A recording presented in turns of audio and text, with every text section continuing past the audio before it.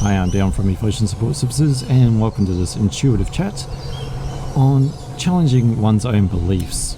And I think it's good to actually challenge one's own beliefs of what we view of ourselves as a way to foster change or cultivate change within ourselves, because if we have a very limited view of ourselves and of others, especially on a healing journey, it can actually impede our growth in a way. And I guess on a healing journey, you're bringing about change to your life, or even on a physical sense, if you've broken your arm once again, that the healing process is changing it from a broken arm to a healed arm. So there's a form of transformation in the sense of going from one state to another state. So how we know of ourselves at the start of a healing journey might be different to how we progress through that healing journey and our perceptions of ourselves. And sometimes our beliefs are merely perceptions that we interpret in our experience of life.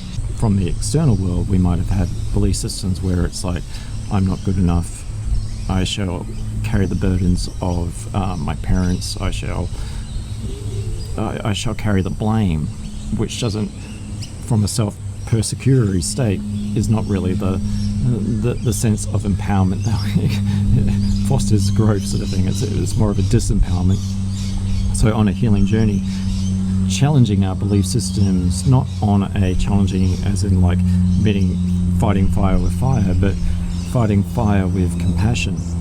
And I think this gets into kind of like a non-attachment view, sort of lending from Buddhism and a little bit of attachment theory, but not strongly going into either, but holding our view of ourselves a little bit more lightly rather than viewing ourselves through this heavy state. There's always that language dynamics of like, I have CPTSD rather than I experience CPTSD. So one would say that I have CPTSD, it's mine, it's my possession, it's how I function as a person, it's my definition of myself. And the other one is I experience CPTSD. So I'm experiencing the symptoms of CPTSD, similar to you experience a broken arm, but it's as it heals, you no longer are the broken arm. But it can also get into that language dynamic if someone points out that, hey, you said that you have CPTSD rather than you experience CPTSD. It's like, we don't want to get it into a shaming thing where it's like, oh crap, I used the wrong word. It's like, I can't be perfect all the time. It's like, I have, either way, I have the symptoms of CPTSD, so I am managing that. And I guess looking at where we non-attach to thoughts and beliefs around that is that we don't want what we have to be the limiting thing to what we can be. So it's knowing that, hey, it's like similar to when I injured my leg with a sacral joint injury. It's like there's going to be limitations to where I can't go for a bushwalk now. I've got to sit in the park and do it from the park bench.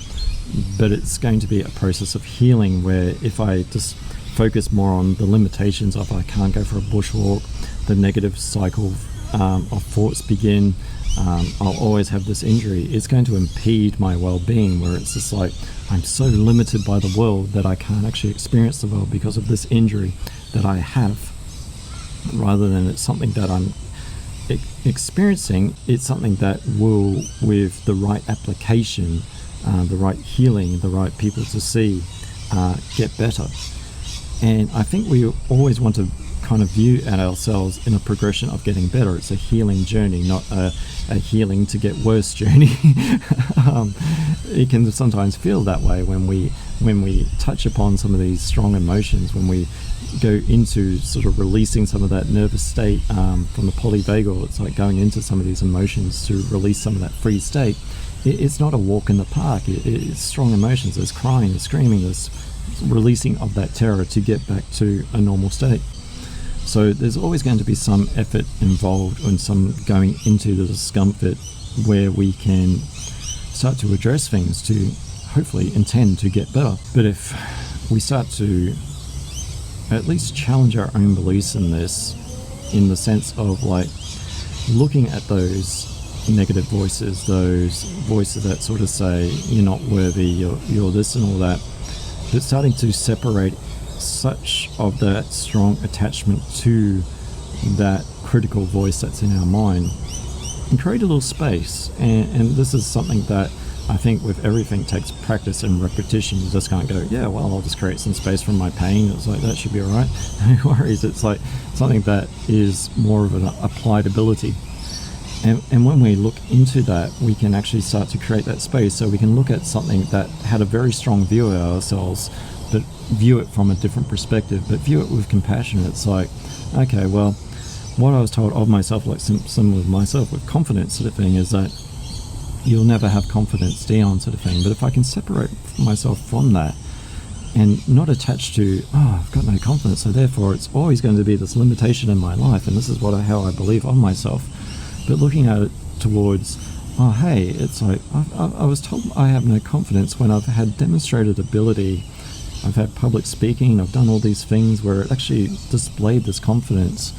But in a situation with a person or family members or past relationships and that, where whenever I tried to better of myself or to get healed or to have some form of status for myself or some form of identity separate to service of other people, I was told that I was never going to be good enough. It's like I'll never be able to live independently, even though I wasn't living independently. And like of the past relationship, they came to live with me. So it's kind of like almost similar how I've talked in another chat of reality checking. It's like reality checking these voices that are trying to distort your reality within yourself, almost like a form of internal gaslighting that has been implanted there, and starting to turn down the dial on the intensity of that light, dialing that down so it dims a little, and it's not such the focus that we're focused towards. It's not the light at the end of the tunnel.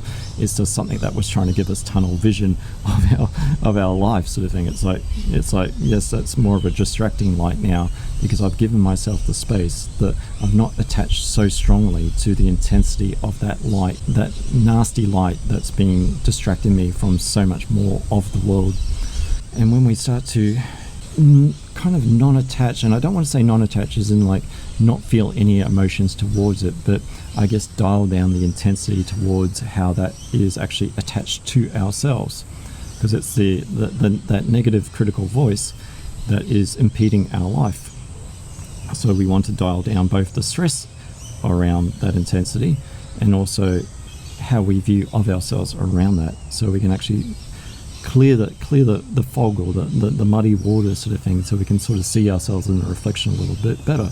But it also takes time and patience to allow some space to view ourselves separate to what we were told of ourselves. And sometimes even, and not in all cases, especially if the perpetrator is still in our lives, and that is, how can we know positively of ourselves if we have someone perpetually telling negatively of ourselves, or even perpetually promising of change, but change never happens? So you're still living in that hyperactive state of like, it's going to be better, no it's not, and now I'm unsure sort of thing. So sometimes to know of ourselves is not to look to other people, because when we look to other people, we're only knowing ourselves in relation to someone else.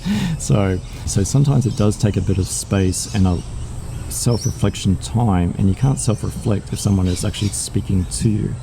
So it's more of an internal process. So not to say that you need to go on a big silent retreat or anything like that. It's just separating your identity from someone else's identity. And that's where it sometimes gets into, everyone's got the best advice, but it's working out what advice works for you. Because there's many health advice that I've been given, and some of it might be applicable, and some of it is just not me, or just not where I'm at this stage of my life. It's sometimes knowing of ourselves is actually knowing of ourselves. It's looking internally of our own thoughts of emotions. But as soon as we do that, there's also, it's kind of like meditation. As soon as you close your eyes, the mind gets active. But what do they say? What's saying that? It's not like, distract your mind with other intentions. It's allow the thoughts to come up. And similar to listening to music or the birds at this moment, if I was quiet just for a second,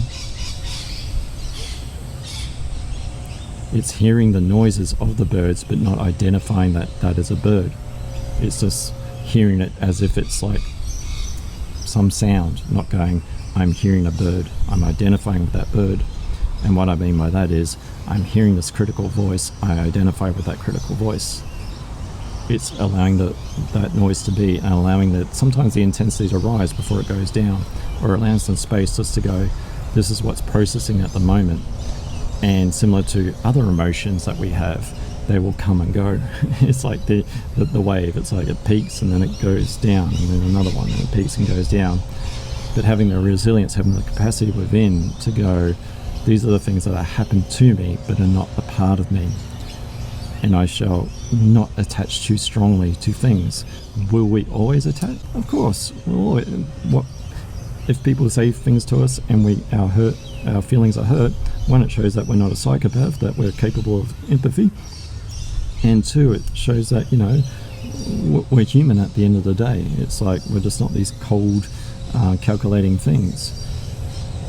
But I guess it's where the balance starts to tip, where we overly attach to very strong things that lead us in a spiral. Is it easy to do?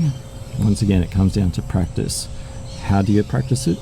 Well, with anything, it's like, yes, there's probably courses and all that in it, but it's, once again, it's like whatever we do for ourselves, if it's self-care, it comes from the self, so it starts to become an internal practice. And everything with boundaries, it's like, it's good to know of boundaries, but it takes time and practice to actually put those into place, to be able to say no and to be comfortable with that.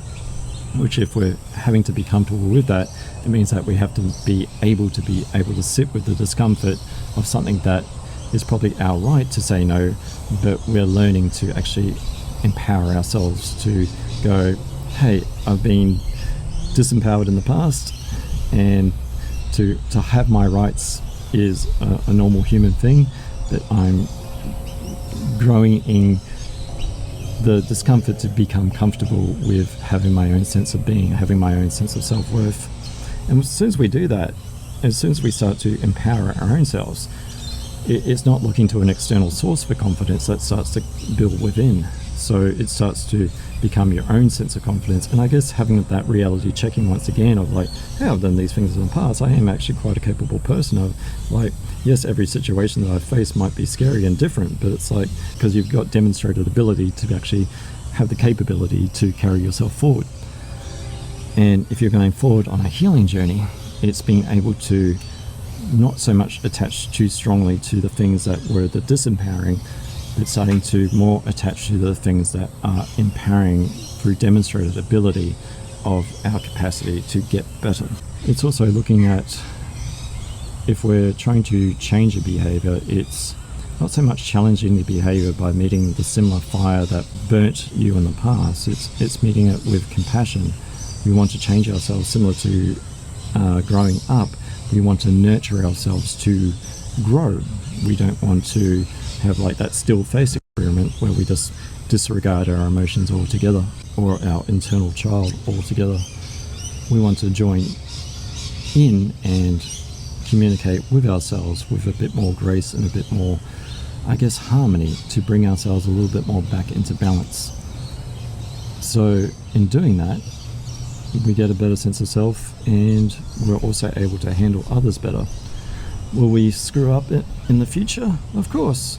But is it a screw up or an opportunity to learn from that and hopefully navigate those waters a little bit more smoothly? So even how we view of mistakes is just an opportunity to grow a little bit more.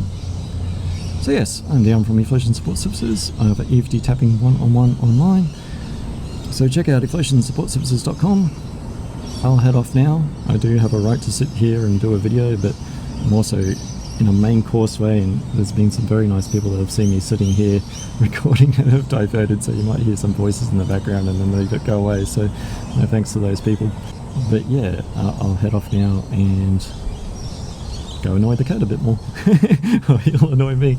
I actually found him, he's got a new spot that I discovered, and it scared the crap out of me, because I opened the cupboard and went to get a towel, and I just saw this pair of cat eyes just staring at me from the darkness. He somehow managed to open up the cupboard and jump in onto the towels, and he was just sound asleep, and I woke him up and he's like I've actually got a photo of it. I should put it on the community section.